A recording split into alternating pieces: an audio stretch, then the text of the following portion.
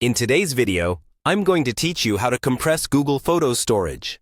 If you're running out of space in your Google account because of photos and videos, you don't always have to delete your memories.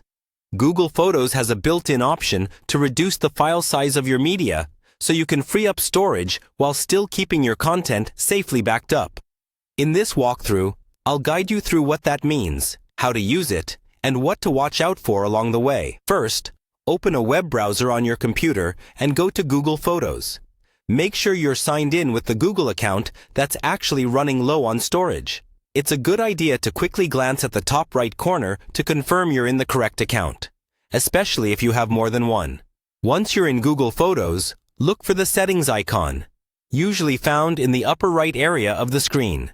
Click on that to open the settings panel. In the settings, you'll see a section related to backup quality or storage. This is where Google lets you choose how your photos and videos are stored and how much space they take up. You're going to look for the option that mentions storage management or compressing files, often labeled something like recover storage or similar.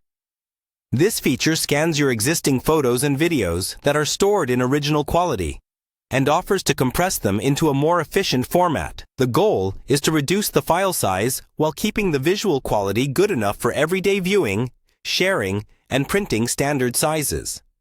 When you click this option, Google will typically show you how much space you can potentially save. Take a moment to review that. Before you confirm, remember that compression is a one-way change.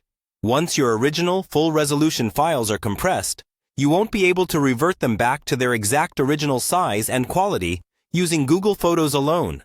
So, if you have professional photos or very important originals, consider downloading and backing those up somewhere else first.